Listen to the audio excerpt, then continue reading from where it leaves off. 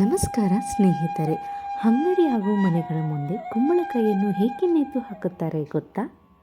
ಈ ವಿಡಿಯೋದಲ್ಲಿ ತಿಳ್ಕೊಳ್ಳೋಣ ಬನ್ನಿ. ದುಷ್ಟಶಕ್ತಿಗಳನ್ನು ದೂರವಿಡಲು ಇವುಗಳನ್ನು ಏಕೆ ಹೊಡೆಯುತ್ತಾರೆ, ದೋಷ ಪರಿಹಾರಕ್ಕೆ ಎಷ್ಟು ಪ್ರಯೋಜನಕಾರಿ ಅಂತ ನೋಡೋಣ.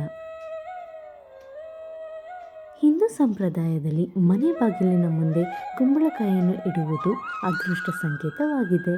ಇದು ದೃಷ್ಟಿ ದೋಷಗಳಿಗೆ ಪರಿಹಾರವಾಗಿದ್ದು ಬಹುತೇಕರು ಈ ವಿಧಾನವನ್ನು ಅನುಸರಿಸುತ್ತಾರೆ. ಹಿಂದೂ ಸಂಪ್ರದಾಯದಲ್ಲಿ ಹೊಸ ಮನೆಗಳು, ಹಬ್ಬಗಳು ಅಥವಾ ವ್ಯಾಪಾರ ಅಂಗಡಿ ಮುಂಗಟ್ಟುಗಳ ಮುಂದೆ ಕುಂಬಳಕಾಯಿಯನ್ನು ನೇತು ಹಾಕುತ್ತಾರೆ. ಇದರ ಹಿಂದೆ ವೈಜ್ಞಾನಿಕ ಮತ್ತು ಆಧ್ಯಾತ್ಮಿಕ ಕಾರಣಗಳಿವೆ. ಹಿಂದೂ ಸಂಪ್ರದಾಯದಲ್ಲಿ ಮನೆ ಮತ್ತು ಕುಟುಂಬ ಸದಸ್ಯರ ಮೇಲೆ ದುಷ್ಟಶಕ್ತಿಗಳ ಪ್ರಭಾವವನ್ನು ತಡೆಯಲು ವಿವಿಧ ವಿಧಾನಗಳನ್ನು ಫಾಲೋ ಮಾಡುತ್ತಾರೆ. ಒಂದು ಮನೆಯ ಬಾಗಿಲ ಮುಂದೆ ಕುಂಬಳಕಾಯಿಯನ್ನು ನೇತು ಹಾಕುವುದು ಶುಭ ಸಂಕೇತವಾಗಿದೆ. ಇದು ದೋಷಗಳನ್ನು ತಡೆಗಟ್ಟಲು ಸಹಾಯ ಮಾಡುತ್ತದೆ ಎಂದು ನಂಬಲಾಗಿದೆ. ಈ ಪದ್ಧತಿ ವೇದಗಳ ಕಾಲದಿಂದಲೂ ಇದೆ. ಮನೆ ಬಾಗಿಲಿನ ಮುಂದೆ ಕುಂಬಳಕಾಯಿಗಳನ್ನು ನೆಡುವುದರ ಹಿಂದೆ ಅನೇಕ ವೈಜ್ಞಾನಿಕ ಮತ್ತು ಆಧ್ಯಾತ್ಮಿಕ ಕಾರಣಗಳಿವೆ. ಭಾರತೀಯ ಸಂಸ್ಕೃತಿಯಲ್ಲಿ ಕುಂಬಳಕಾಯಿಗಳನ್ನು ಶುಭದ ಸಂಕೇತವೆಂದು ಪರಿಗಣಿಸಲಾಗುತ್ತಿದೆ. ಇದು ಮನೆಯ ಒಳ್ಳೆಯ ಶಕ್ತಿಯನ್ನು ತರುತ್ತದೆ, ಕೆಟ್ಟ ಶಕ್ತಿಗಳನ್ನು ತೆಗೆದುಹಾಕುತ್ತದೆ. ಇದರ ಹಿಂದಿನ ಆಧ್ಯಾತ್ಮಿಕ ಮತ್ತು ವೈಜ್ಞಾನಿಕ ಕಾರಣಗಳ ಬಗ್ಗೆ ತಿಳಿದುಕೊಳ್ಳೋಣ. ಮಾನವನ ದುಷ್ಟತನ, ಒಳಸಂಚುಗಳ ಅಥವಾ ಅಸೂಯೆಯಿಂದ ಉಂಟಾಗುವ ನಕಾರಾತ್ಮಕ ಶಕ್ತಿಯನ್ನು, ಕಣ್ಣಿನ ಹಾನಿಯನ್ನು ತಡೆಗಟ್ಟಲು ದೃಷ್ಟಿ ಎಂದು ಕರೆಯಲಾಗುತ್ತದೆ. ಕುಂಬಳಕಾಯಿಗಳು ನಕಾರಾತ್ಮಕ ಶಕ್ತಿಯನ್ನು ಹೀರಿಕೊಳ್ಳುವ ಶಕ್ತಿಯನ್ನು ಹೊಂದಿವೆ ಎಂದು ನಂಬಲಾಗಿದೆ. ಮನೆಯ ಮುಂದೆ ಕುಂಬಳಕಾಯಿಯನ್ನು ಕಟ್ಟುವುದರಿಂದ ಅಥವಾ ಹೊಡೆಯುವುದರಿಂದ ಆ ಮನೆಯ ಮೇಲೆ ಬೀಳುವ ದುಷ್ಟ ಕಣ್ಣನ್ನು ಅದು ಹೀರಿಕೊಳ್ಳುತ್ತದೆ ಎಂದು ನಂಬಲಾಗಿದೆ. ಈ ಹಿಂದೆ ಪರಾಶಕ್ತಿ ಅಥವಾ ಗ್ರಾಮ ದೇವತೆಗಳಿಗೆ ಪ್ರಾಣಿಗಳನ್ನು ಬಲಿ ನೀಡಲಾಗುತ್ತಿತ್ತು.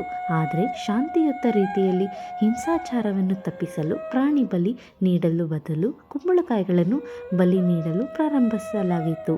ಕುಂಬಳಕಾಯಿಗಳನ್ನು ಪುಡಿ ಮಾಡಿದಾಗ, ಕೇಸರಿಯೊಂದಿಗೆ ಬೆರೆಸಿದಾಗ ಹೊರಬರುವ ಕೆಂಪು ಬಣ್ಣವು ರಕ್ತವನ್ನು ಪ್ರತಿನಿಧಿಸುತ್ತದೆ. ಇದು ದುಷ್ಟಶಕ್ತಿಗಳನ್ನು ಸಮಾಧಾನಪಡಿಸುತ್ತದೆ ಎಂದು ನಂಬಲಾಗಿದೆ. ಸಾತ್ವಿಕ ಗುಣದ ಸೋರೆಕಾಯಿಯನ್ನು ಕುಸ್ಮಾದಂ ಎಂದು ಕರೆಯಲಾಗುತ್ತದೆ. ಇದರ ಅರ್ಥ ಸಣ್ಣ ಶಕ್ತಿಯ ಮೊಟ್ಟೆ. ಇದು ಸೃಷ್ಟಿಯ ಸಂಕೇತ. ಸೋರೆಕಾಯಿ ಹೊಡೆಯುವುದರ ಒಂದು ಉದ್ದೇಶವೇನೆಂದರೆ ದ್ವೇಷ, ಅಸೂಯೆ ಮರೆಯಾಗುವ ಉದ್ದೇಶವಾಗಿದೆ. ವೈಜ್ಞಾನಿಕ ದೃಷ್ಟಿಕೋನ: ಕುಂಬಳಕಾಯಿಯಲ್ಲಿರೋ ಕೆಲವು ಪೌಷ್ಟಿಕಾಂಶಗಳು ಅವುಗಳ ಆಕಾರದಿಂದಾಗಿ ಗಾಳಿಯಲ್ಲಿರೋ ಬ್ಯಾಕ್ಟೀರಿಯಾ ಅಥವಾ ನಕಾರಾತ್ಮಕ ಶಕ್ತಿಯನ್ನು ಹೀರಿಕೊಳ್ಳುವ ಸಾಮರ್ಥ್ಯ ಹೊಂದಿವೆ ಎಂದು ಕೆಲವರು ನಂಬುತ್ತಾರೆ. ಕುಂಬಳಕಾಯಿ ತುಂಡುಗಳನ್ನು ಕತ್ತರಿಸಿದ ನಂತರ ರಸ್ತೆಯಲ್ಲಿ ಬಿಟ್ಟರೆ ಇತರವುಗಳು ಜಾರಿ ಬೀಳಬಹುದು. ಆದ್ದರಿಂದ ಕತ್ತರಿಸಿದ ನಂತರ ಅವುಗಳನ್ನು ಸ್ವಚ್ಛಗೊಳಿಸಿ ಅಥವಾ ಪಕ್ಕಕ್ಕೆ ಇಡಲು ಮರೆಯಬೇಡಿ.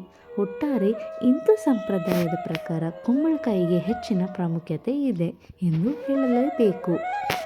ಹಿಂದೂ ಸಂಪ್ರದಾಯದಲ್ಲಿ ಯಾವುದೇ ಕಾರ್ಯಕ್ರಮವನ್ನು ತೆಂಗಿನಕಾಯಿಯಿಂದ ಪ್ರಾರಂಭಿಸಿ ಕುಂಬಳಕಾಯಿಯೊಂದಿಗೆ ಮುಕ್ತಾಯಗೊಳಿಸಲಾಗುತ್ತದೆ ಎಂದು ಹೇಳುತ್ತದೆ.